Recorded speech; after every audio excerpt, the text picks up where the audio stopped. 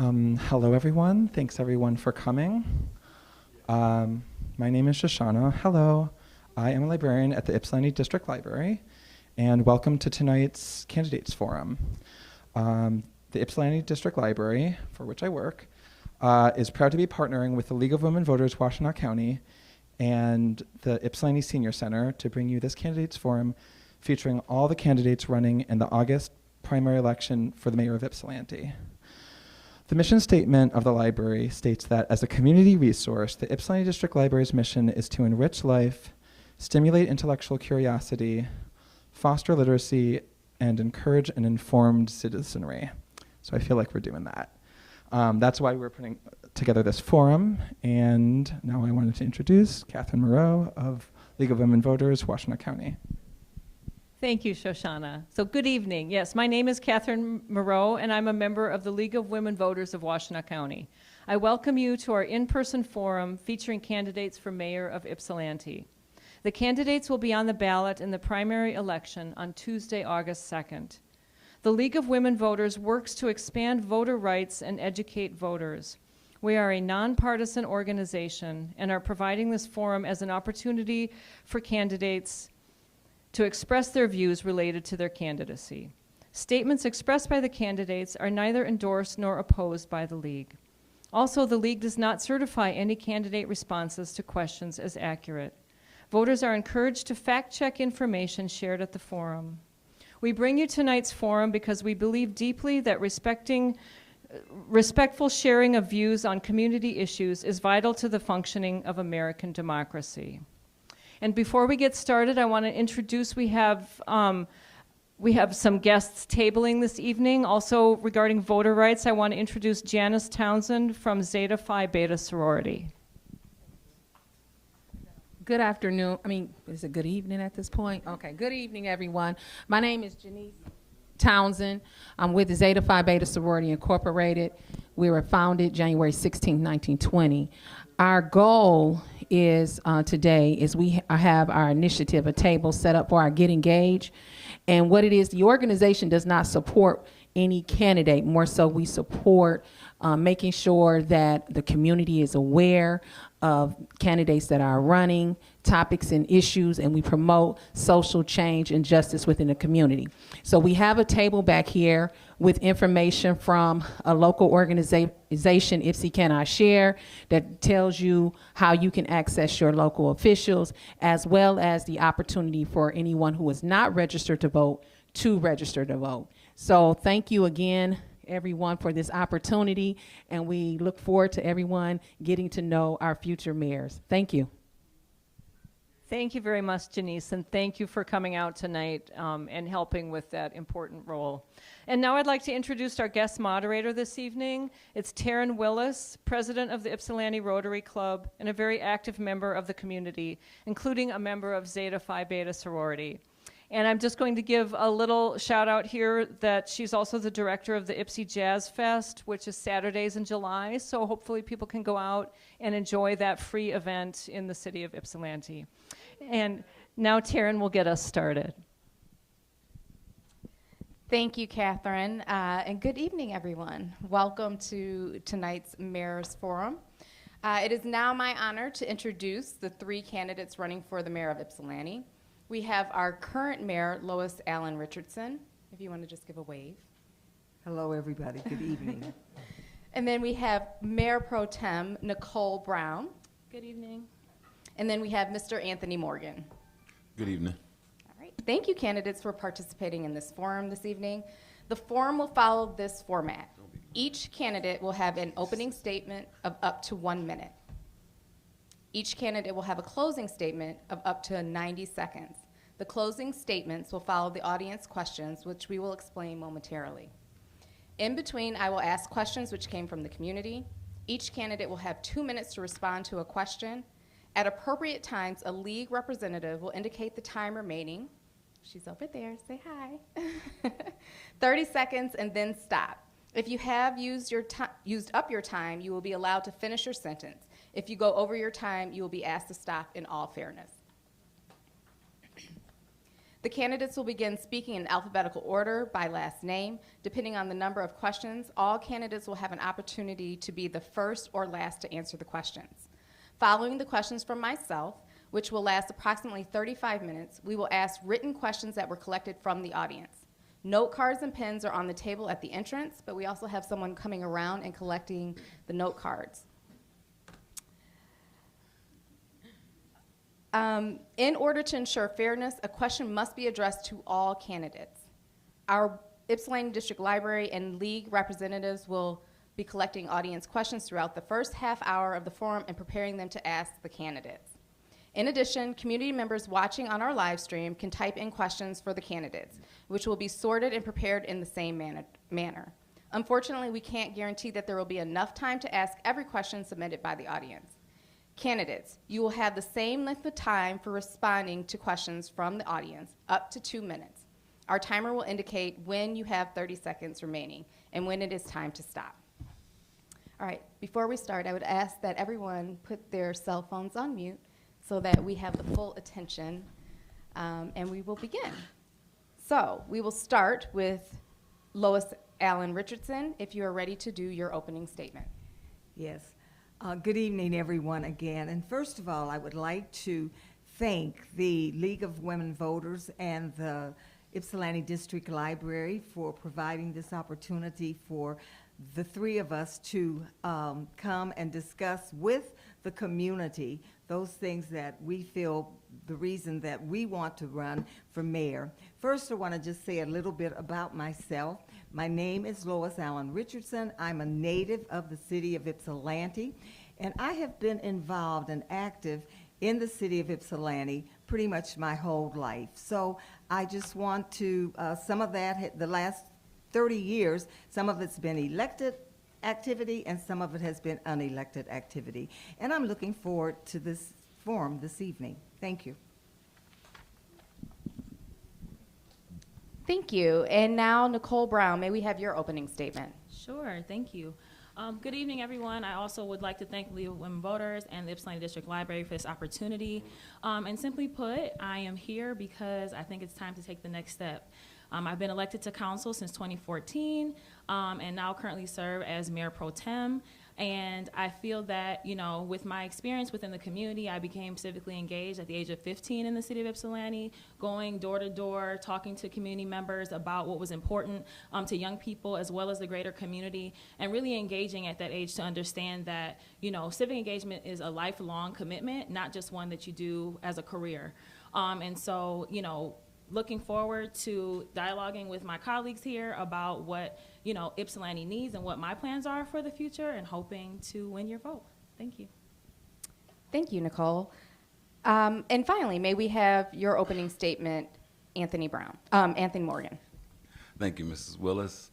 Thank you, League of Women Voters, and thank you, YDL, for having us here. Hello, my name is Anthony Stephen Morgan. I'm a 22-year resident here of Ypsilanti. The name of my campaign is Democracy I Do, when we're talking about the true commitment to democracy and what that means in the higher level of representative government. And the I Do portions were just a commitment. We just needed a higher level of commitment and presence from our represented elected officials. And the I Do is a form of action. We just needed a little bit more activity and engagement that I think the people deserve. And my platform was Ypsilanti 2034, which is a 15-year plan from 2019 to 2034 after 2003 and to 2018. Synopsis of what the city was according to the region. So my goal, hopefully, is to help provide some leadership, some service, and some action, because I do think the role of mayor here in the city is to represent the most number of people possible at a high quality. Thank you. Thank you, Anthony Morgan. And thank you, candidates. And now to the questions. As a reminder, I will read the question once, and it will not be repeated unless requested. The first question under the topic of resident concerns overall. Please identify the top 3 concerns that residents of Ypsilanti have expressed to you. If you are elected, describe the steps you would take to address one of these issues. And that goes to Ms. Brown. Okay. Thank you. So yeah, the 3 most important things that I've heard from residents as of late: housing access, violence in the community violence, as well as infrastructure. And so in terms of community violence, my goal would be to instate an unarmed police response team that could take some of the burden off of our police department and put it into the hands of those who actually are equipped to engage and encounter the instances and the situations that we're seeing in the community. So for instance, we see a lot of folks who are having mental health crises, and we're sending police to those environments to engage with those individuals with guns on their hips and badges on their chests, which is already something that is intimidating to those, even if that is not the intention of said officer or those who are responding. So if we can get community members, community mental health, social workers, volunteers who are committed to being trained effectively in those areas to go out and respond to some of those resource issues, emotional issues that folks are having in the community, I think that that could absolutely help to lessen the crime that we're seeing, lessen the violence, domestic violence issues, just the things that are wrapped up in folks who are not having their needs met, their basic needs met, without utilizing police and having police focus on what they are trained to do and what they should be responding to, as we see in our community that they're going from call to call to call. Burnout is real, and again, they've expressed to us that they are not always the proper trained individual to respond to some of these issues. And so I will work with my colleagues along with the county and any other partners who are willing to dialogue and work on that together to instate an unarmed police response, crisis response team. My apologies. Thank you. Thank you, Ms. Brown. Mr. Morgan.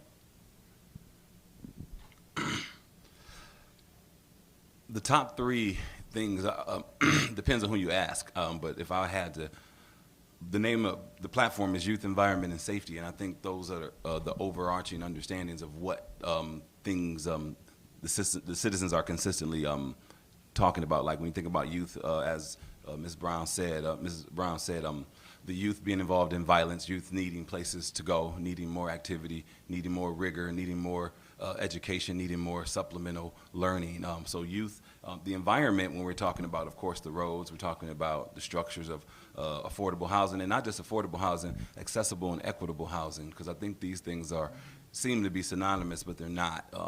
So having to understand and know with the CBO and different ad hoc committees coming to understand and working with developers, housing is always a number one thing on most people's lists. And then safety, as Nicole alluded to. And safety is it's an individual feeling. However, within our city, it can get colorful, depending on what position a person is in. Now, I did vote for having extra police based on what some of the constituents' concerns were, and still are. So, and I think that was my decision at the time, and I would make it again. However, there are more skills and tools necessary to come to a holistic understanding of the problems. But I do think youth, environment, and safety are those things. Thank you. Thank you, Mr. Morgan. And Ms. Allen-Richardson? Yes. The three things that people talk to me most about are housing, youth violence, and also, and I'll throw in a couple of others, infrastructure. And I'm always hearing about the roads. The roads are a major issue, but I remind people that we live in Michigan, and everywhere you go, because of the treatment of the product that we use for our roads, and then the treatment that we give in the winter, the salt, the roads freeze and then they thaw, and that causes the potholes. And yes, we are working on them now. Also housing. And housing, last night we passed voted on 2 housing units that will be going up. One will be where people can actually purchase a home. The other will be affordable housing. We need affordable housing in the city.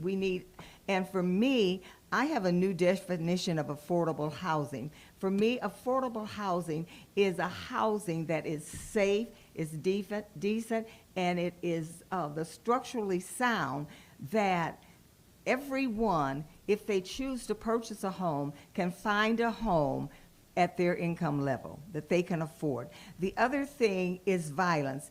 And starting last July, I pulled together a group, and some of you might have heard the 14-point presentation that this group has come up with to address the youth violence in the city and the surrounding areas, because it crosses over. Violence knows no boundaries. They don't know the city boundary. So we have that. That is already in action. Thank you. Thank you, Ms. Allen-Richardson. So one thing I heard all three of you discuss or approach and talk about is crime. What can the mayor and council do to improve public safety? Mr. Morgan, we'll start with you. That's a great question. In 2019, I helped create an initiative called White Town Swag. And the swag means summer without any guns. And it's an initiative to help, since young people in our city were finding, a lot of gunshots, a lot of shooting, dead bodies in the street, for young people feeling unsafe due to not having enough safe places to go. And the White Town Swag was an initiative to have adults provide space that young people felt that they could go to when there were dangerous situations in the community and find some secondary help, like call the police, call a counselor, things of that nature. And it spread to Whitetown, well, not Whitetown, but Inkster and to Detroit and Highland Park, because some of those, because we're a small city with big city issues, and I think crime and poverty and things of that nature are something that's going to continue to be here. But finding creative, again, I think some of it starts with the youth, with some of the violence that they were experiencing, but it's going to take much more than that. But that's just a small inkling of what I think we need to do: think ahead and think collaboratively. Thank you, Mr. Morgan. Ms. Allen-Richardson. Yes, crime and council and the mayor, we receive the daily crime report, and it does not cover everything, all of the calls that the police attend to. But one of the things that council has talked about in the past, and certainly with the money that we get from the police millage that was passed in the county, we can begin to install some cameras in the area where crime is most prevalent. I attended a conference back in late April, excuse me, early May, and it was all directed on police being in the place where the crimes are. And I believe that as we could, as our police, get our police department to begin to practice that. So determine where the high crime rate is and increase the police presence in those areas. And again, bring us back to the 14-point program, that plan that we just put together and we're rolling out in the community regarding youth violence. And I think that once we begin to really curtail some of the youth violence, I believe that some of the other crime will also stop. We need to also address domestic violence.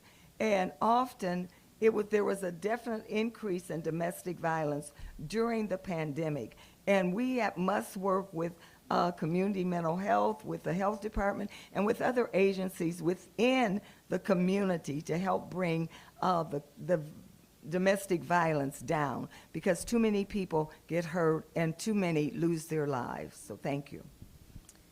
Thank you, Ms. Allen-Richardson. Ms. Brown. Yes, thank you for the question. So in addition to the unarmed crisis response team that I started to discuss earlier, some of the things that we could do that are tangible and can be implemented right now are continuations of gun buyback programs to get guns out of the hands of those who don't need them or find them, having safe spaces to support families in safe gun storage, because we see that our young people are getting access to guns because their parents are leaving them in places that they can find them, or people are leaving them in their cars, things of that nature. We want to, get the guns out of the hands of those who should not have them or are not able to use them responsibly. And then also, switching gears a little bit, thinking about getting a rec center. I mean, this has been a topic of conversation within this community for eons, and it's something that is necessary and needed within the city and on the east side of this county. And so partnering with folks who are willing to do the work to make that happen so that not only our young people but our seniors and our families have safe walkable space, like somewhere walkable to get to engage in community with each other, and not, and I don't mind, is the devil's playground is what my parents have always taught me. And so we need to give people things to do, youth, families, seniors, everyone, to curtail violence, to curtail crime. We need to give people what they need, which is community and fellowship, honestly, and people to collaborate with that set example as well for what being a good neighbor and a good steward of your community is. Thank you. Thank you, Ms. Brown. Now, switching over to affordable housing. Residents are frustrated by vacant lots and empty storefronts in Ypsilanti. However, some community members fear gentrification, which could displace current residents and raise rent. If elected, how would you create economic development without making Ypsilanti unaffordable? And we will start with Mr. Brown. Ms. Brown or Mr. Morgan? I'm sorry, Mr. Morgan. Could you repeat that one more time for me, Mr.? Yes. Residents are frustrated by vacant lots and empty storefronts in Ypsilanti. However, some community members fear gentrification, which could displace current residents and raise rent. If elected, how would you create economic development without making Ypsilanti unaffordable? Mr. Morgan. Well, we're saying a lot. We're using words, but if we look at the landscape of Washtenaw County, many people believe that Ypsilanti is more valuable to the people that live here, like people from New York, like people from Detroit, like people from Ann Arbor, if you will. So it's lucrative here to other people here now. And when they move here, you can sell a home in Ann Arbor and buy two here and rent them out and live your life. So we're talking about different levels of income when we're talking about affordable housing and equitable housing and how to keep that fair. Now, there are abandoned houses that have tripled or doubled in worth. They doubled in price and then without being fixed up. And I don't understand how these things happen here in the city, but some houses are inflated, and so it's making it hard without even any equitable draw from the home. So I'm not a homeowner yet, but in my mind, to keep things fair, I think there's a lot of practices done by the housing market, which some of these landlords influence, like interest rates. And so it's going to be a big discussion between what we don't have the ability to regulate. We're talking about, and I think a lot of people think synonymous affordable housing is low-income housing, and it's not true. So we have to have more discussions about what housing looks like, who can afford it, and I don't think it's a one-person concept. I think it's again the Fair Housing Center. When I worked at the Fair Housing Center and for Avalon Housing, it's a lot of different tools and strategies to keep costs low, to keep decent homes. So I think housing will continue. Again, we're talking about infrastructure, we're talking about ownership, and I do think certain groups own a lot less of the infrastructure than other groups. So I do believe we're talking about ownership when we're talking about the prices of things, not renters. We're talking about people who own commercial and residential property, and these are some conversations people are going to have. And I don't have the answers to that, but I think it's a big table where we all need to continue the discussion. Thank you. Thank you, Mr. Morgan. Ms. Brown. Thank you. So this has been a really hot topic of discussion within the community. I think first and foremost, we need housing density. We need to increase the places available for folks to live and bring more folks into the community, because that will inevitably keep rents lower for those who are not currently homeowners or for home buyers. I think also we need to collaborate with the county and even with the state to create mixed-use properties and developments to make sure that we have not only store frontage that's taxable, but housing that's taxable and that makes sense for our community. I think we need to uplift the CBO process to make sure that whatever developers come into the community, that they have to sit at the table with community members to discuss what we want and what we need. And I think that if we do that, then we are centering the voices of those who currently live here to make sure that they are not left out of the conversation and not pushed out of our community, because they are a part of the conversation of whatever development is happening within this community. We need to look at, parcels of land that are not developed, and we need to develop them. And so my intention would be to work with staff to make sure that we are looking at those pieces, looking at those places that are, around and vacant, to make sure that all the things that I stated before are happening in those spaces that we're underutilizing right now. Thank you. Thank you, Ms. Brown. Ms. Allen-Richardson? Would you repeat the question, please? Yes. Residents are frustrated by vacant lots and empty storefronts in Ypsilanti. However, some community members fear gentrification, which could displace current residents and raise rent. If elected, how would you create economic development without making Ypsilanti unaffordable? Thank you. One of the things that I would do, and I am doing now, is working to try to fill some of the vacant storefronts that we have.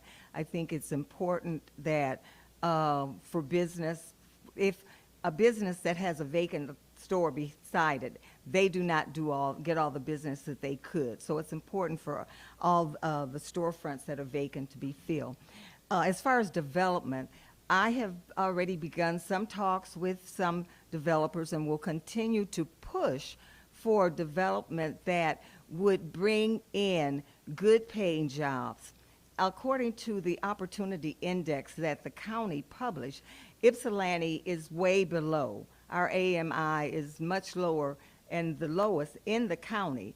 And I would like to see that change. And one of the ways that we can change that is to bring in some development that's going to develop housing, but also development that is going to bring in businesses that would bring good jobs, good paying jobs, jobs that are being paid according to the prevailing wage. We must begin to bring up the income of our residents. That's one of the issues, is that our people often are not making enough to really sustain purchasing home or even renting a home. And because of the gentrification that is happening, landlords are increasing the rent, and so it's pricing a lot of people completely out of the city. But the development that I would like to see come in, and as I said, I've already been speaking to some developers, first of all, they would use local contractors. And people say, well, we don't have any local contractors in the city, but contractors from Washtenaw County, they would hire people that lived in the city. And we can ask for this based on the CBO that we now have. And I'd like to say that we are the second city in the country that has a CBO ordinance. And I presented that to council about 4 years ago. Council accepted it, and we now have our 2 CBOs that have gone through the process. Thank you. Thank you, Ms. Allen-Richardson. And let's stay on the topic of economic development and jobs. The city adopted a community benefits ordinance in 2018. Do you think the ordinance is effective in its current form, or should it be changed? And we'll start with Ms. Brown. Thank you. Yeah, I'm very proud that we adopted the CBO ordinance. I actually think it's been very effective. I know that there were folks on both sides of the table who were concerned about what it would do as far as encouraging developers to come in and want to work with the city, and then there were those who were very enthusiastic about that level of engagement. I think it has shown itself to be very powerful and very useful, and it has lifted and illuminated a lot of talent and a lot of know-how and a lot of innovative strategies and ideas from our community members that we may have likely not seen or heard had we not had that process. So I do believe that it is beneficial, that it's useful, and that we need to continue to trigger that when we have developers coming into the community asking for any type of incentive to build or to do anything within this community that requires development. I mean, 220 North Park took 2 years to get to the point that it is today. And we may not be where we are with a plan that has been passed if it had not been for the CBO process and the CBA agreement and those who are willing to volunteer their time to work collaboratively with the developer on that. So, yeah, thank you. Thank you. Next would be Ms. Allen-Richardson. Okay. And repeat the question again, please. The city adopted a community benefits ordinance in 2018. Mm-hmm. Do you think the ordinance is effective in its current form, or should it be changed? I am so proud of the city of Ypsilanti, as I mentioned in the last answer, that we are the second city in the nation to have a CBO ordinance. And we just went through the process with the 2 developments that have been mentioned. one, the apartments, and then the other, the houses that will be built for sale. I do believe that we might have to, I was on the READY committee that developed the ordinance that the council chose to pass. I do believe that we need to, having gone through these two pilot projects with the CBO, I do believe we need to go back and look at it and maybe make it some changes and tweak it a bit. I think that we need to possibly also educate the members of the committee more on the ordinance before they begin the meetings. I believe that we actually should maybe begin to hold some training sessions on the CBO so that when we do begin to get developments coming in, that we will have enough members of the community that are trained in the CBO process so that it will function properly, so that we're getting things in the CBO that will certainly benefit the entire city. And that's really the purpose of it, is to the whole to benefit the entire city. And one of the things that I think should be in every CBO decision should be that they, in some way, the developer would provide jobs and would provide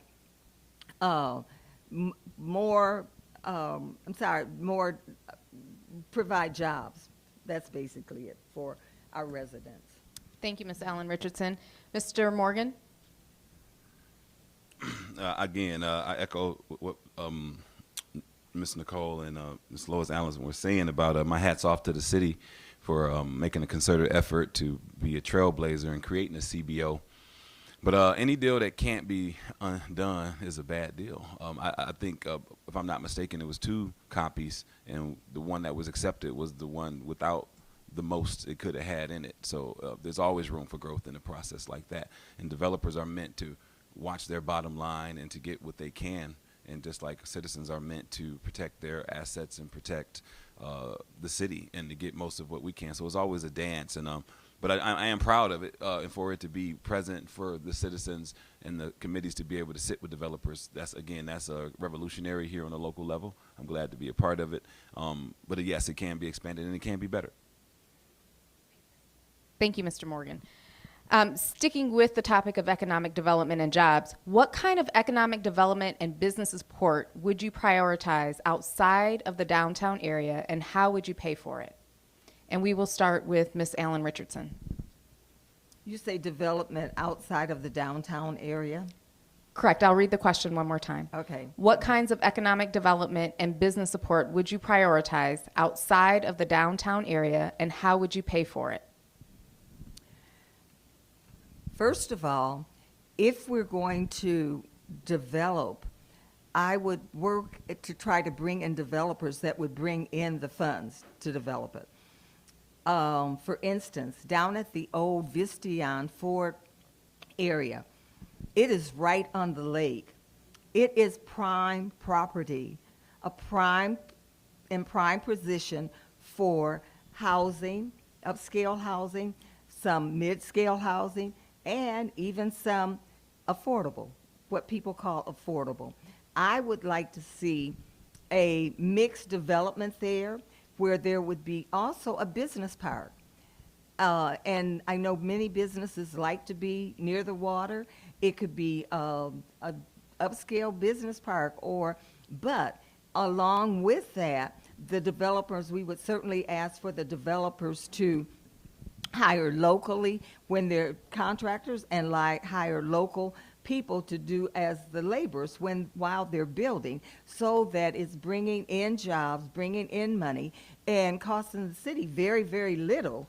It would be just a matter of the city collaborating with the developers, so nothing that would actually cost the city money. Thank you, Ms. Allen-Richardson. Mr. Morgan, same question for you. Thank you. I think between the city managing debts and balancing budgets and making tough choices, I believe outside the city, I think Ypsilanti needs something that's attractive, something that all other places need, and they want to visit us for it. And I think moreover than bringing revenue is sustainability and saving us money. when it comes to like creating ways to do future investments and in our own. I think one of the best ways to invest in our city and save money is to support our own infrastructure economically, meaning that we have some of the best staff and quality staff who are probably getting compensated so little in comparison to what they could be. And if those people were to leave our city, it would create a tighter strain. So I think when we come to investment and creating economic opportunities, it's starting here. And so I would invest in the best that we have to be able to continue to have a structure to bring in new economics. Because if our infrastructure was to wane or not be as strong as it could be, it wouldn't matter what we attempt to bring in, because we don't have the infrastructure or the institutional knowledge to support it. Thank you, Mr. Morgan. Ms. Brown? Yeah, I think kind of going along the lines of what Mr. Morgan was saying, I think that we first need to support the businesses that are already here. And make sure that we are pouring back into those spaces and those individuals and those business owners. Then I think we have to focus on mixed-use developments, so businesses that have housing components. In particular, making sure that there's always at least minimally some affordable housing pieces in it. Because if you build out businesses without places for people to live, that furthers gentrification. So we have to make sure there's housing incorporated in whatever businesses we develop. And I think focusing on, again, those properties that are not developed would be the jump-off point and the starting point for the city to make sure that we are prioritizing what we have and also what we can have. Thank you. Thank you. We're going to pause for a moment and collect the questions from the audience. We have some representatives walking around right now and gathering those. And as we do that, we will ask a few remaining questions, and then the audience portion of the questioning will begin. We were talking about infrastructure, basic services, and budget. Let me ask you this question for the panel. MLive reports that the city of Ypsilanti is projected to have budget shortfall in the current and next 2 fiscal years. What should the city do to reduce expenses or increase revenues in the current and next 2 years? And we will start with Ms. Allen-Richardson.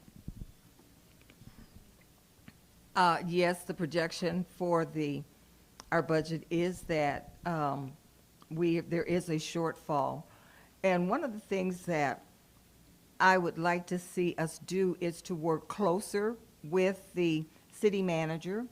Ypsilanti has a strong manager, weak mayor, and council form of government. And it is the manager who actually formulates the budget and then the city council approves it. And I would like to see the council and the mayor work closer with the city manager to see, looking at those things that can be reduced in the budget, and those areas where possibly we're some places where it's soft, and maybe we got some soft money that we can redirect to lessen the deficit. So I think that we need to take a closer look at the budget and work closer with the city manager. Thank you, Ms. Allen-Richardson. Next is Ms. Brown. Thank you. So I agree we need to work closer with staff to make sure that we are dotting every I, crossing every T. But I think that we also have some opportunity already kind of rolling in with getting the College of Business back on the tax roll. That should help. We are in a shortfall, not in a deficit, and even in the past years that I've been on council, every year we're projected to be in a shortfall, and we've never actually gone into a deficit. So we have to be nimble, and we have to pay attention to how we're spending money. Most of our budget is structural, and so we can't get rid of a lot of it, but we have to reallocate funds where we can to make sure that we are being fiscally responsible. Another piece of this is, down the road and starting right now, we need to be making sure that we are empowering our staff and partnering with them to discuss Water Street and make sure that gets developed. I mean, that has been the sore of this community for many, many, many moons now, and we know that development takes a long time. But we have these 32 acres of land that's not developed, and it needs to be, and we need to have the right development to get it back on the tax rolls. And so my goal would be to work with the experts, which are our staff, to empower them to bring us forth opportunities and individuals for development that can help us down the line. But in the meantime, be cognizant of where we have extra funds, where we're spending them, where we're not spending them, and moving those funds around to make sure that our budget is balanced and that everyone in the community is still getting their services appropriately and as needed. Thank you. Thank you, Ms. Brown. Mr. Morgan? Thank you. In short, there are projects like the train stop. I think it's $2 million allocated for that. Money can be reallocated. I think the police and fire pension, those won't always, and we have a shortfall projected. However, our fiscal team with Mr. Basabika is award-winning in keeping us fiscally responsible and sustained in our city through the hardships. And so, where we've been probably the last 4 or 5 years, we're in a decent spot. And I think some of these economic trends follow the national and state trends. They go up and down. It's money, it's budgets. Like I say, shortfalls, but not. The budget will somehow get balanced if we, again, when the fire and the police pensions roll over, and those things aren't always, they take a great deal of our budget. And again, reallocating funds. There's only so much we have to play with, but we have to be creative and, again, look to the future for some of our, and again, more than bringing things in, it's learning how to sustain what we have. And I think our city is some of the best at maximizing the little that we have. Thank you, Mr. Morgan. If you have any additional cards, please just raise your hand and we'll get those. And while we are tabulating the different questions, let us talk a little bit about qualifications and experience. We'll start with you, Ms. Brown. Please give us a story of how you made a difficult personal or professional decision because of a core value that you hold.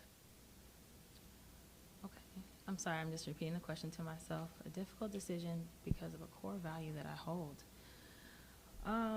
Well, I make difficult decisions every day. So by trade, I'm a social worker, and so I live my life based on a code of ethics and values, based on my education and just my lived experience. And so oftentimes, there are difficult things that come to our table, and I think our police budget is one of them. You know, a core value of mine is the dignity and respect of a person, and to make sure that everyone has the ability to live a full and thriving life. And there are really difficult times we've had to discuss if we're going to add police officers, remove police officers. And although I do believe that there are changes that have to happen in policing and in the structure of policing and the history of policing is troubling, I also know that my neighbors, my constituents, my family members, my friends who live in this community came to me and said, what we don't want is less police, contrary to popular belief. It was a very difficult discussion. It was a very hard decision to make, though as a social worker, I believe that we need to be rooted in community and finding alternative ways to address issues in policing. But I also knew that my core value was to lift the voices of those who don't have an opportunity to be at the table, and they were telling me something different. And so I went to the table and I advocated for what my constituents put me here to do, which is to lift their voice, which was to add additional police, despite what maybe in my core would have been my decision as an individual. And I will do that again and again and again, because that is what I'm here for. I'm put here to lift the voices of others, not my own personal beliefs or opinions. Thank you. Thank you, Ms. Brown. Mr. Morgan, same question. Could you repeat it for me? Yes. Please and thank you.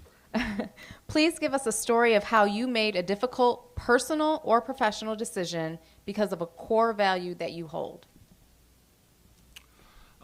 I have 2 daughters. I was a nanny for 5 families. I've coached women's basketball for 15 years, and I was the varsity coach at Ypsi High. And we had the best record in the county on every level. And there was a young lady who I was supposed to shop as a coach when you go to the next level. She was a senior, and I didn't co-sign for her.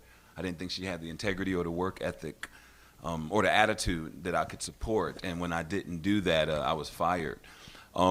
Because integrity, work ethic is important, and attitude. So those are core values that you learn when you're young. And so we want to make sure that anything that, again, we have a code of ethics here. I think is pride, diversity, and heritage. So having put a stamp of support on someone or something that isn't ethical, that would go against my ethics. And so I do believe in ethics and like you say, having a strong code, a core value, they cost. And if they don't cost, they should. So when you stand up for your core values, you're going to lose things at times. And so I felt that standing on my laurels, because what it did was give me another job at a higher level so I could continue what I wanted to do, which is serve young people. Thank you. Thank you, Mr. Morgan. Ms. Allen-Richardson? Okay. Repeat the question one more time for me, please. Yes. Please give us a story of how you made a difficult personal or professional decision because of a core value that you hold. Okay. There have been many of those that have happened in my life, but I think I'll take the most recent, and that was just last night at council meeting, and the decision on the to accept the CBO for 945 and 845 Clark Road. That is basically a piece of land that is almost virgin and with lots of older trees there. And the city has committed itself to and we're a part of A20, which is working to have zero carbon by come 2030, in the early 2030s. And so the trees there, they because they're old, they've been taking up and clearing a lot of the carbon out of the air. This project will wipe out a lot of them, and it was a real toss. But I know that we need affordable housing. We need housing in our city. We need housing to keep people that have lived here for years and years from having to move out because they can't afford the rent. And the rent keeps going up. So it was a real difficult decision to vote yes on that, because of the environmental impact that this development will have on the entire area, and also seeing the need for housing. So that was a difficult decision for me. Thank you, Ms. Allen-Richardson. All right, I'm going to ask some of the questions from our audience. One of them is in regards to climate and environmental hazards. The development of 220 North Park puts a natural spring, wetland, and habitat at risk. What will you do to protect this land for future generations? And we will start with Mr. Morgan. That's one thing about these tough choices that we tend to make sometimes. And again, when I was on council as of 2 weeks ago. But when you hear compelling arguments on each side about what should be done, it gives you, you want to make the best choice you can with the information that's in front of you, the best research-informed decision that you can. And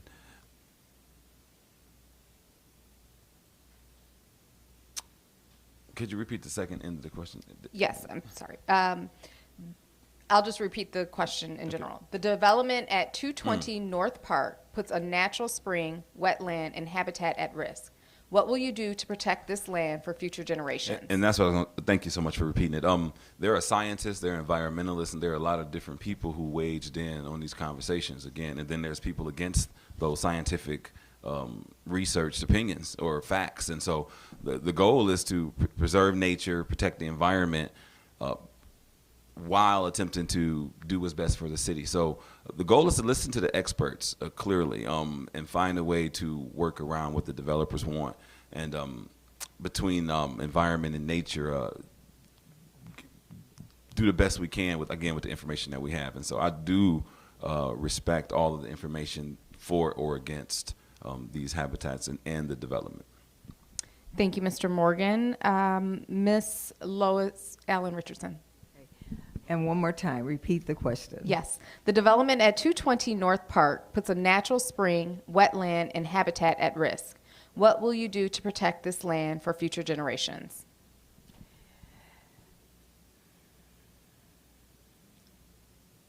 not being an environmentalist, but being a regular citizen who is concerned about the environment, because our environment is very important.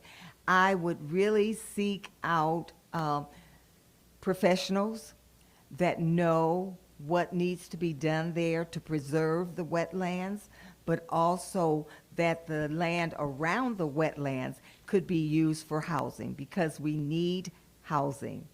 And yes, we need to protect the wetlands. So I would definitely engage environmentalists and scientists that would know how to protect them. Thank you. Ms. Brown. Yeah, thank you for the question. So actually on the 220 North Park site, if I'm not mistaken, we have engaged engineers, environmentalists with the developers to make sure that there was a stormwater plan for that site, and that climate resiliency was included in that discussion. And housing is a part of that, actually, is a component of climate resiliency. So I think that what we need to do is, if we have questions, we lean back into those individuals, we bring them back out if we want to better clarification on what that stormwater plan looks like.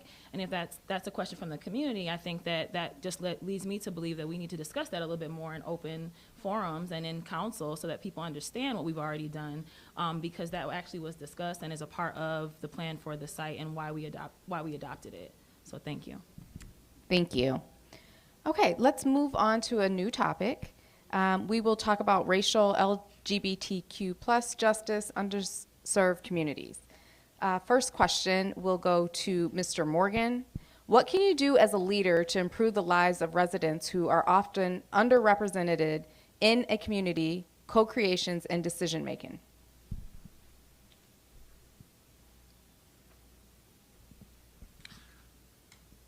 I'm at the bottom of the barrel according to the structure, so being a black male, I'm at the very, very bottom. Put that on record. So as a person who's at the bottom, structurally, the goal is to be open-minded and compassionate about all those who experience difficulties or differences, whether you're elderly, whether you're disabled, whether you're LGBTQ,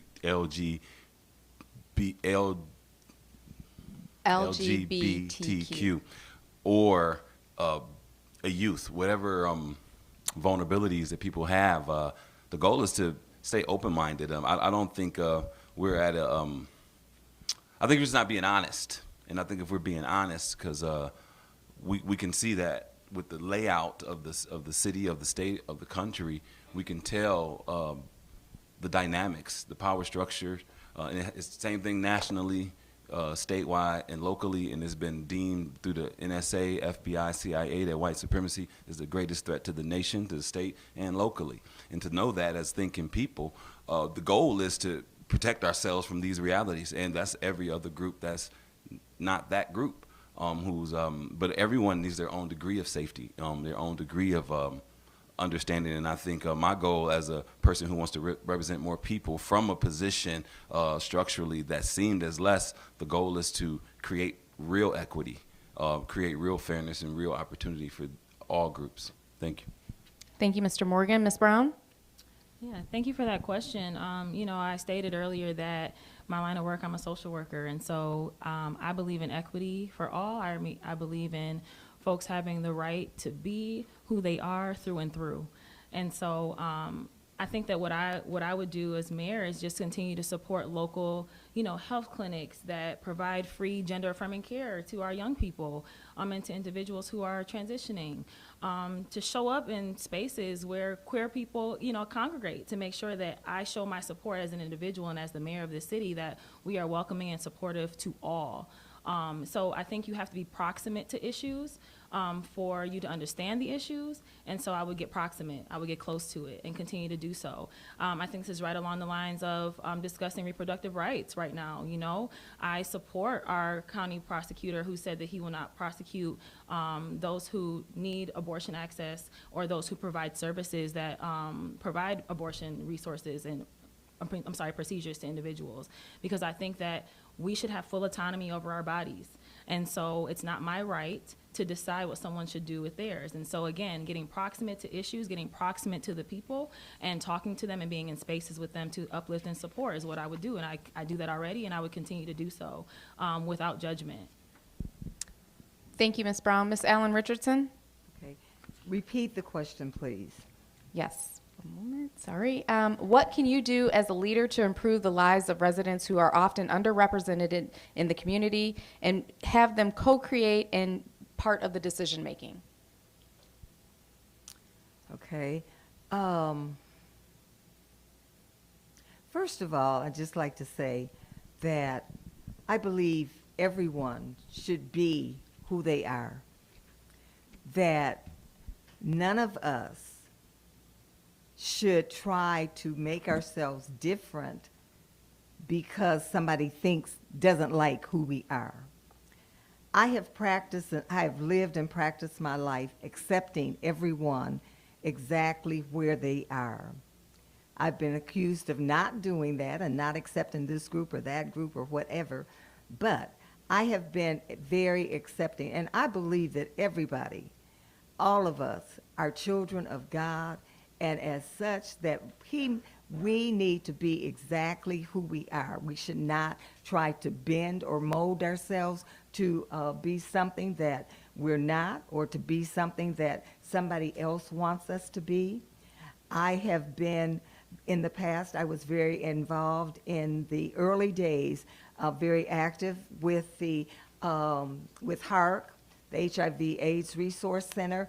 I did a lot of work in the HIV/AIDS arena back in the early days that disease was ravaging, and that put me in close contact with many LGBTQ people. I learned to love some of them as friends and sisters. Even before that, I just have always been one that interacted and could accept anyone. And I think that if we don't do that, then we're not really being the people that we should be.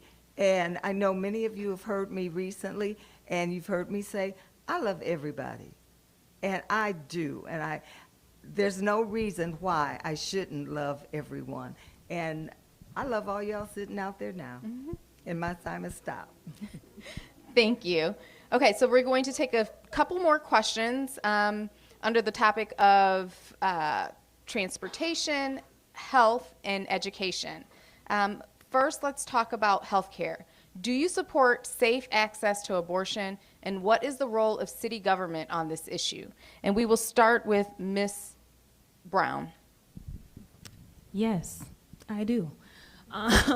And my role, as a current council member and hopefully a future mayor would be to continue to do that and to advocate to make sure that the city partners with whomever and whatever stakeholders and spaces we need to do to make sure that individuals have access.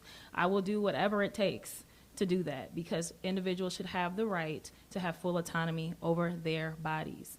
I don't have any other way I can say that. I will partner with our prosecutor. I will partner with the county. It's a local issue because it affects our local residents. And so I will do whatever I can to support that. Thank you. Thank you, Ms. Brown. Ms. Allen-Richardson, same question. I can say ditto. I certainly support everyone having full control over their body. I think it's absolutely insane or asinine for the government to try to tell a woman, a man, what they can or cannot do with their body, especially when there are men sitting in Congress, in the Senate, making decisions for women that they don't even know.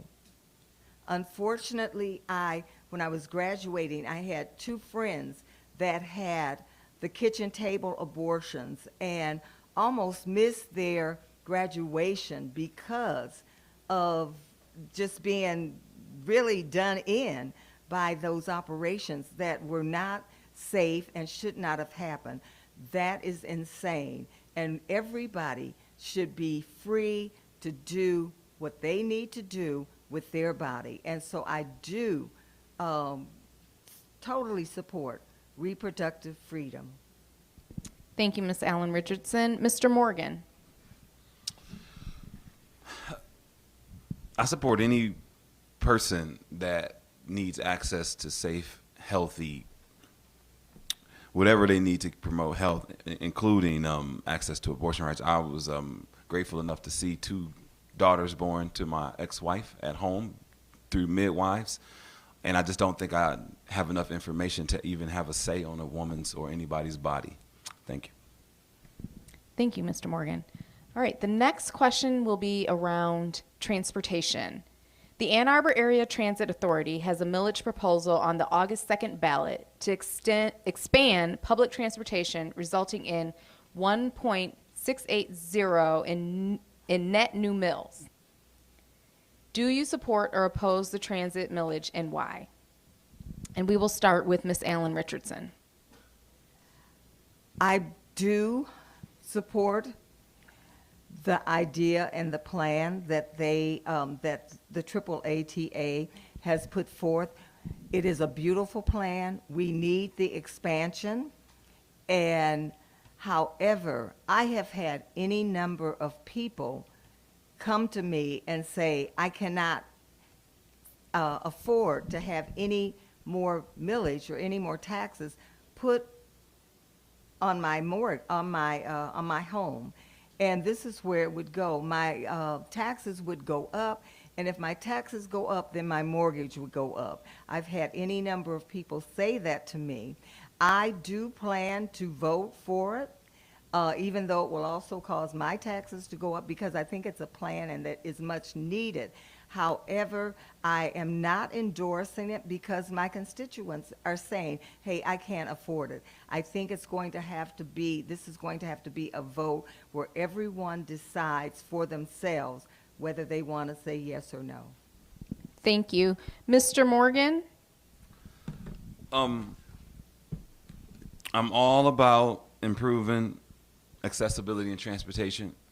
If I'm not mistaken, I believe the 1.68 mills was the largest increase in AATA history. And you wonder why now? I do believe there's some credible information that's pro and against this. Right now, we're talking about transportation, but when we're talking about the RPA, I'm saying that the RPA funds, about where the county money was supposed to go, the most vulnerable were in 48198 and 48197.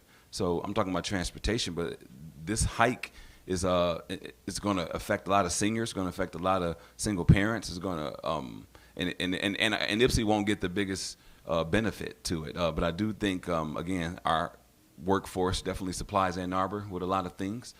So I do think AATA wants to expand and create a 2045 a future of transportation. I just want it to be fair and equitable. And at this time, I think it's going to put a big squeeze on our citizens. Thank you, Mr. Morgan. Ms. Brown? Yeah, I do support the AAATA's plan. I do think that I have heard, the voices of those who are concerned about increase in taxes, and I take that into consideration. But I also think about, when we think about accessibility and long-term benefits and us wanting to prepare and have a more walkable community, that we also are going to need transportation to get people to and fro so we can slow some of these cars down, right? Park some of these cars up. And so, people need public transit to get to work. They need to get to the doctor. They need for leisure to get around. And I think that this is a step in the right direction, though we may experience a little bit of a burden now. If we focus on, if we focus on what we need to be doing, which is developing property and developing additional housing and getting properties back on the tax rolls, then some of those burdens will fall off, and maybe this will lessen over time. But I do believe that right now this is a necessity to increase access for those who are using AAATA at this point, for those who want to utilize it, so that we have an increase in service, we have an increase in the stops and the times and the extension of the hours that you're going to see for folks who may have swing shifts or differently scheduled shifts at work who have had hard times getting to and fro. I think there's a greater good here, and so sometimes that things are not perfect, but we may have to move through it so that we can get to the other side. Thank you. Thank you, Ms. Brown. And sticking with that topic, I'll start with Ms. Allen-Richardson. How have you supported increasing pedestrian safety in more walkable neighborhoods? I supported more safety in walkable I'll repeat the question. How have you supported increasing pedestrian safety in more walkable neighborhoods? Okay, I remember several years ago, Ypsilanti took on becoming a walkable city, and all the things that came before council that would push towards that, I did support. I will still continue to support that. I've been, with the gas prices going up and up and up, I've been talking to some friends, and I said, well, I think we really need to start a gas strike.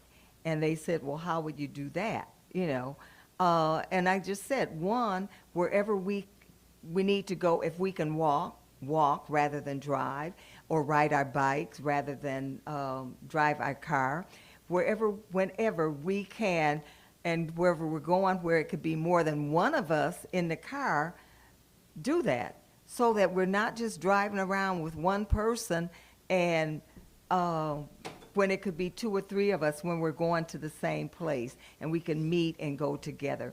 So I do think that with inflation as it is and gas prices going up, we do need to be more walkable. And one of the things that I have pushed for is walkable. I'm not able to do it now, but a few years ago I was walking 5 miles a day, and wherever I could go and needed to walk, I did walk, and I wish I could do that now, but because of waiting till I get almost, getting X number of years and being diagnosed with a childhood disease, asthma, it's just more difficult for me to do that walking now. But I still, as much as possible, and I think that we need to encourage people to walk. Thank you. Ms. Brown? Yeah, I agree. We need to prioritize people over cars. I think some of the ways that we could do that to start is to get rid of some of these one-ways, because when you get rid of one-ways, you slow down traffic. I think that we need to prioritize, additional bike lanes, focus on road diets. I know I've talked extensively with our staff, Bonnie Wessler, about some of those things to just better understand what creates safety and makes spaces more walkable. Some things that are currently in place is, we've put out speed bumps. People ask for them, we put them out within our ability to slow people down in these neighborhoods when folks are cutting through. So there's many mechanisms that we can utilize, and we need to utilize all of them to make sure that we prioritize safety, we prioritize making the city more walkable, and again, prioritize our people over our cars. Thank you, Ms. Brown. Mr. Morgan? Could you repeat it one more time for me, please? Yes. Thank you so much. How have you supported increasing pedestrian safety in more walkable neighborhoods? Oh, thank you.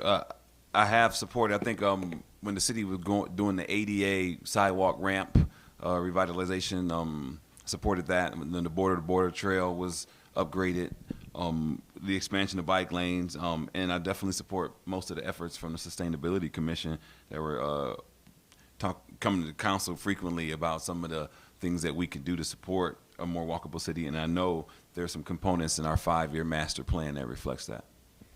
Thank you, Mr. Morgan. All right, moving on to education. The heartbeat of most cities is the school district. How are you involved with Ypsilanti Community Schools, and how will you support them if elected mayor? And we'll start with Ms. Brown. Okay. Thank you. So, the first thing is I am always an ambassador for Ypsilanti Community Schools. I have conversations almost daily about how incredible our schools are and encouraging folks to bring their students to our schools who are elsewhere right now. I think at the Juneteenth Festival just last weekend, I was talking to a constituent who was talking about another school district, and I was like, nope, bring them back to Ypsilanti. So I think the first thing you can do is be a poster child for YCS. I know that we used to have a joint meeting with the school board annually, and that subsided during the pandemic, but I think we need to get that back up and running and going to make sure that we are sharing the issues with one another and communicating across our jurisdictions about what we can do to support and what they can do to support us. We have prioritized providing resources to student organizations, and most recently providing funds to the arts programs at YCS, as well as the mini grant program that started a few years ago with myself and our former mayor, to make sure that we are providing funds to youth programming that is focused in the 48197, 48198 zip codes. And so again, just reallocating funds, making sure that we are a resource to our schools, making sure that I am an ambassador for our schools to bring new students in. And again, we increase housing, we're gonna bring students because we're bringing in families. So thank you, sorry, that just caught me off guard. So in doing so, I think in all those mechanisms will support our school district and amplify it and lift, you know, its greatness, because Ypsilanti Public Schools, community schools, is great. Thank you. Thank you, Ms. Brown. Mr. Morgan, same question. Thank you, Ms. Willis. Mrs. Willis, I've had an opportunity to work in almost every school in Ypsilanti, from Estabrook to ACE to the high school to, well, Erickson is not really in the city, but it's considered a YCS school. I was a restorative coach at Estabrook. I'm a fan of youth enrichment. My daughters, one goes to ECA now, one graduated from ECA. She went to state, she's coming back to Eastern. So my children have come up through the YCS school systems, top of their class.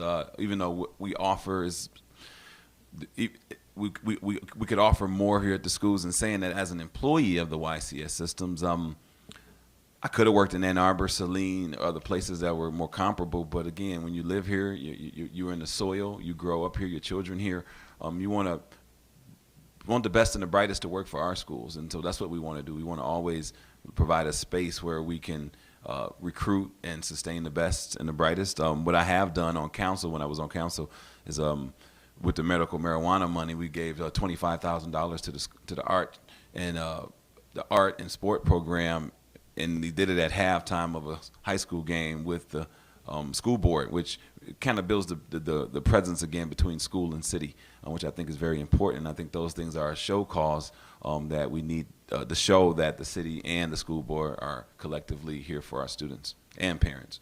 Thank you. Thank you, Mr. Morgan. Ms. Allen-Richardson? Okay.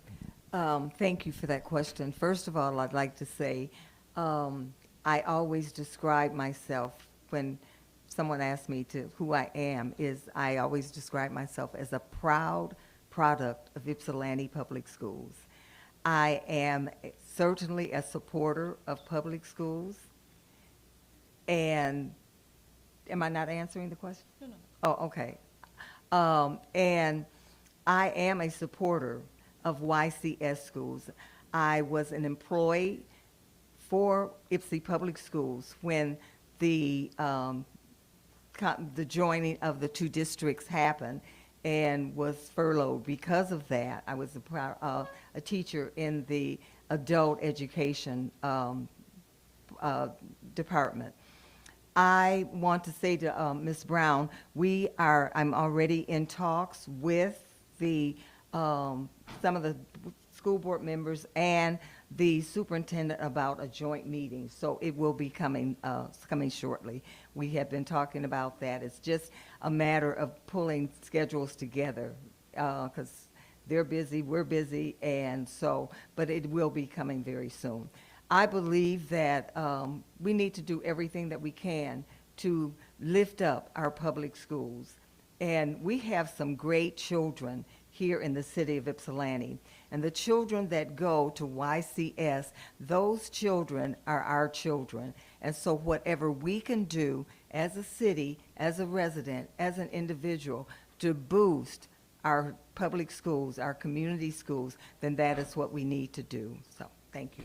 Thank you, Ms. Allen-Richardson. All right, we're going to move into our final questions. I know I said that just a moment ago, but you all have entered such great questions for the evening, so thank you for that. The final question, long one that I have, is given that understanding and unity are needed to get things done in the city, what will you do that will result in residents working together? And we will start with Ms. Brown. Okay. What will I do to bring residents together? Well, I'll continue doing some of the things that we've already been doing, which is engaging directly with community. We have some amazing individuals who are organizers and who are leaders in our community, who have created groups and have initiatives going that it's working.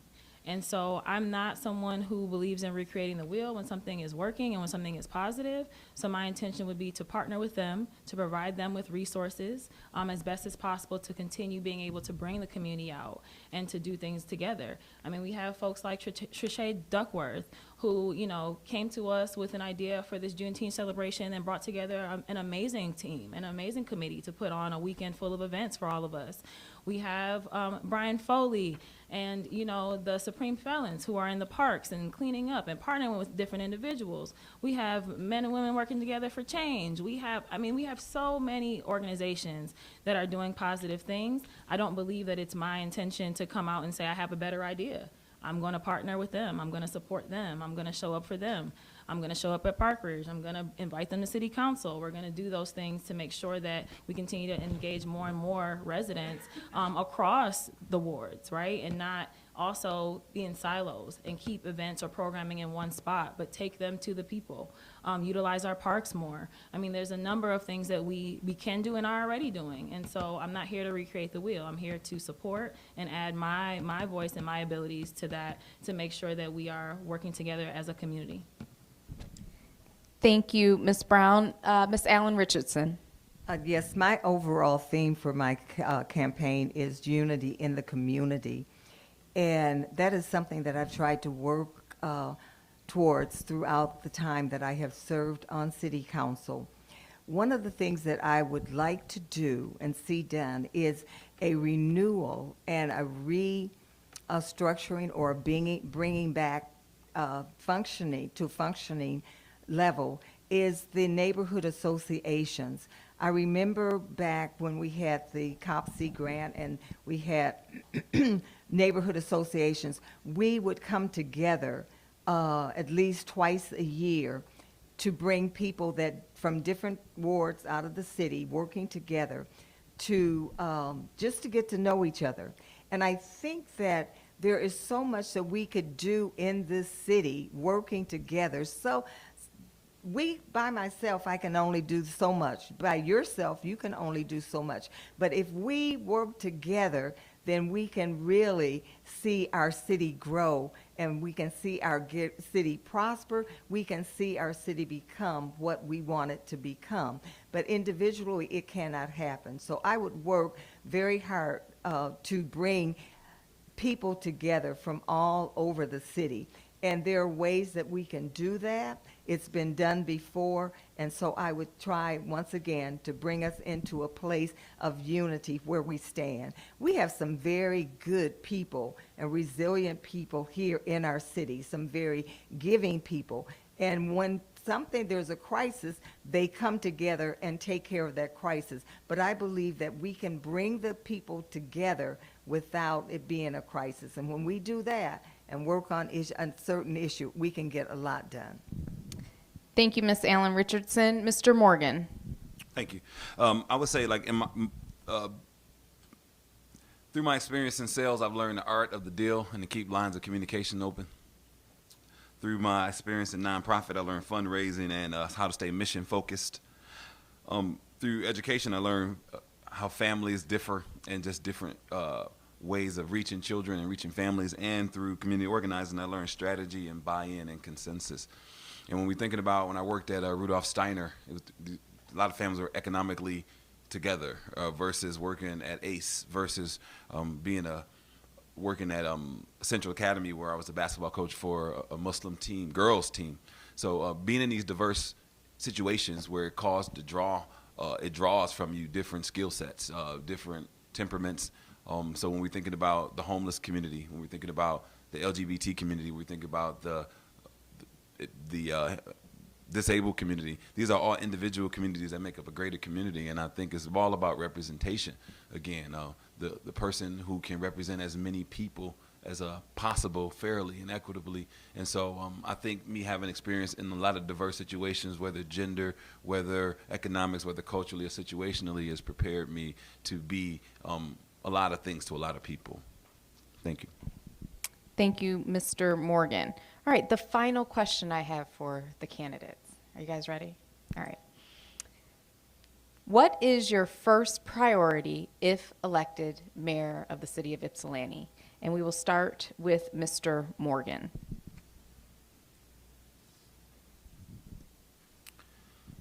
Washtenaw County has a 2030 plan. Ypsilanti Township has a 2040 plan. My plan is Ypsilanti 2034 predated those plans because some people wanted to see a visionary. They wanted a plan. And a busted plan is better than no plan. Not saying I have the only one, but it's a plan that people can alter, can ratify, can change. It has direction, it has purpose, and it has methodology and systematic ways to achieve goals. And I thought the county and the township were thinking the way I was thinking, that Ypsilanti needs a little bit more vision. So my priority is not to think that I have the answers. My priority is to get at the table with smarter people, with people who have much more investments and many more things to offer to collectively. I do believe in co-intelligence. I do believe that we're smarter together. I do believe we're tougher together. I believe we know more together collectively than we do individually. And that's what it's about, consensus. No individual person, not even the mayor, has power to do anything unless you get consensus and buy-in from the community and your constituents and your workers, the people you work alongside. So I'm not up here to think that my ideas are the best or the shining. I like to think that they're present, they can be picked apart, and they can be improved upon. And I think that's what's necessary for leadership in this time. These non-traditional times need non-traditional leadership. Thank you. Thank you, Mr. Morgan. Ms. Allen-Richardson?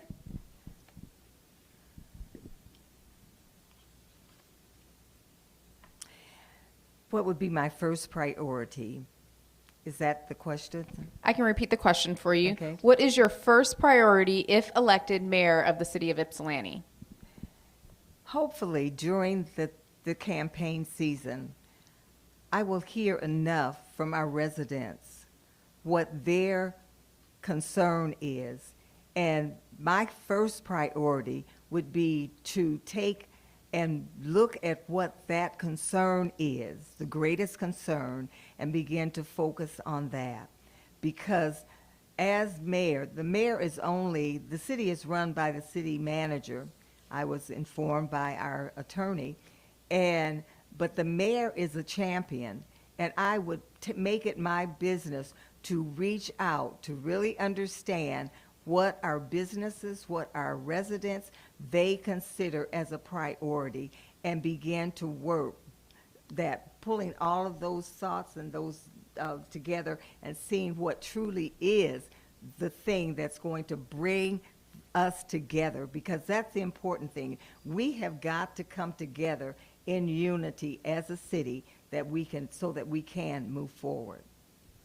Thank you, Ms. Allen-Richardson. Ms. Brown? Thank you. So I think, honestly, multiple things can happen at one time. I think the first priority would be to listen, to learn. My next priority, which is also primary, would be to really put focus on the unarmed non-police crisis intervention team, because I think it's a necessity. And I have heard that from members of the community as I've been going door to door, even those who come and talk to us at council, about the need for individuals to have their basic needs met, their resources shared, and not by police. We know that to be true for many, many years. And so I think to continue to listen to the community and also build camaraderie with the body that will be council, but also work collaboratively and work with staff to build out what that could look like, an unarmed police crisis response team. Thank you. Thank you, Ms. Brown. And thank you to the audience for submitting your thoughtful questions. We got through 16 rounds. That's pretty impressive. Okay. Thank you. All right, so now it's time for our closing statements, and we will begin with Ms. Lois Allen-Richardson. Thank you very much, Ms. Willis, for moderating this, and thank you for the questions. Thank you to the audience for your attention.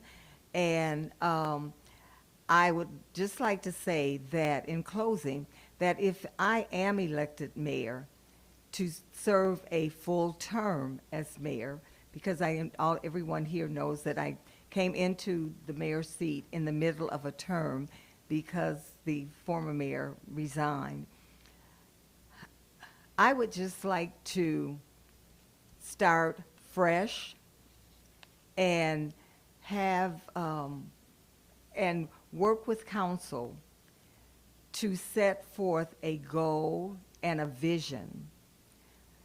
I have asked council on several occasions for what their vision is for the city. I would like to see us develop a real clear vision of where we want the city to go.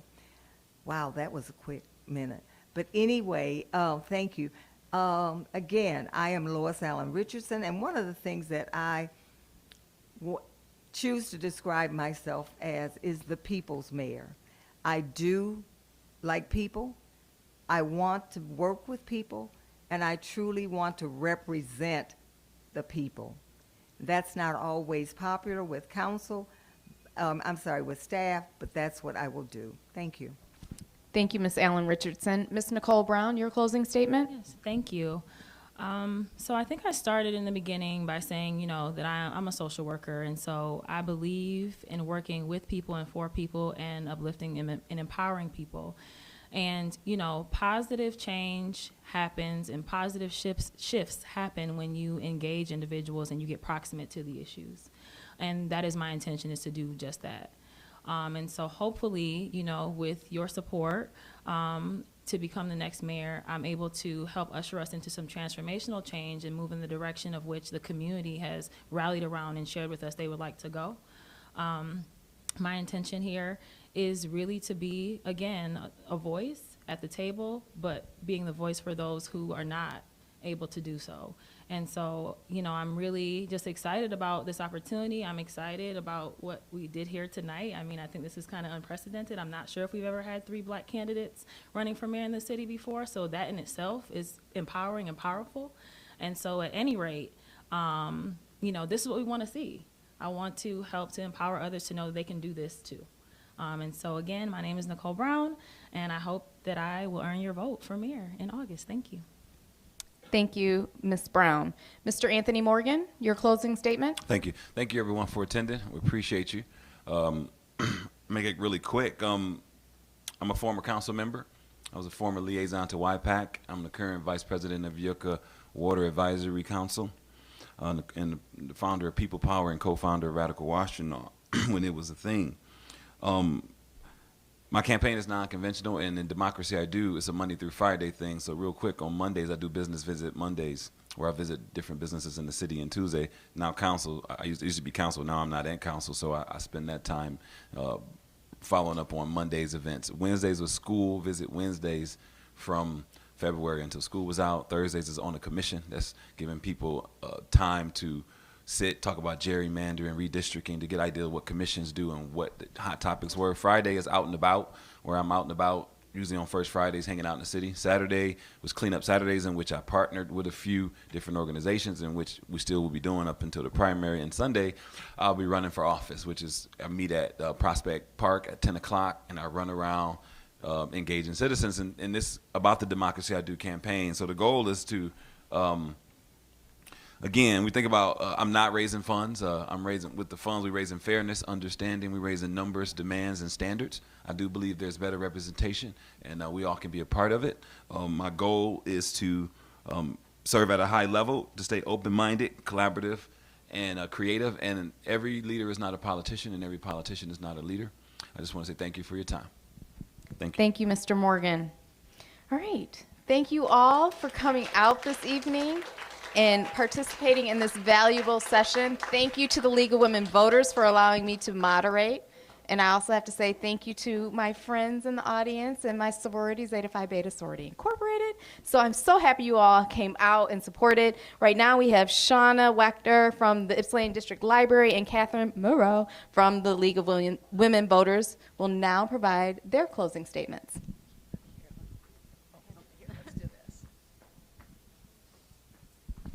Hi, it's Shoshana from the Ypsilanti District Library. I just wanted to say thank you to the candidates for being here. Thank you to the audience for being here. Thank you to Taryn for doing such a great job moderating. Thank you to the League. Thank you to everyone with the League who helped run everything. Thank you to the League and library people who helped run sound and live stream this so people at home could participate. And thank you also to the Ypsilanti Senior Center and Monica Porter. We wouldn't have been able to put this together without her. Basically another partner.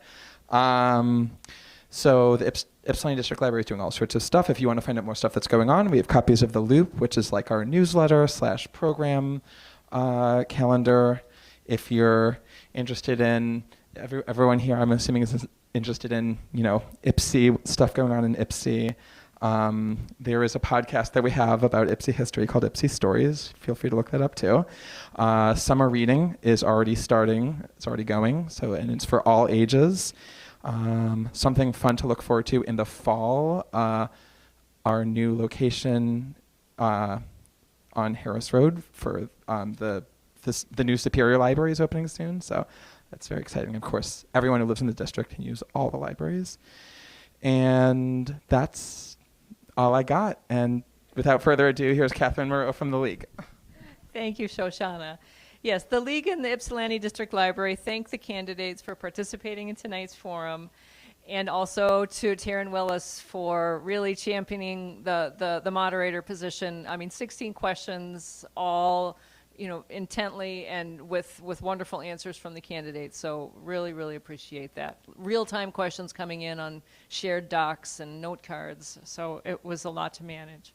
And this is our in-person forum. The League of Women Voters generally conducts forums that are recorded and available for viewing on our website. If you go to mylwv.org, we've had I think this is our 11th forum of the primary season, so we try to cover all races, as many as we can that voters in Washtenaw County would be able to vote for, such as Board of Commissioners, for example. And the ipsilibrary.org will also have a recording of this forum.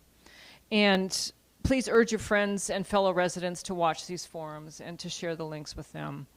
And for additional nonpartisan information on candidates and ballot issues, go to vote411.org, the League's voter resource guide covering local, state, and federal candidates and current ballot proposals. As a reminder, all voters are now eligible to cast an absentee ballot, and Michigan law provides for Election Day registration. Whether by absentee ballot or in person, please vote in the August 2nd primary election. Thank you and have a good evening.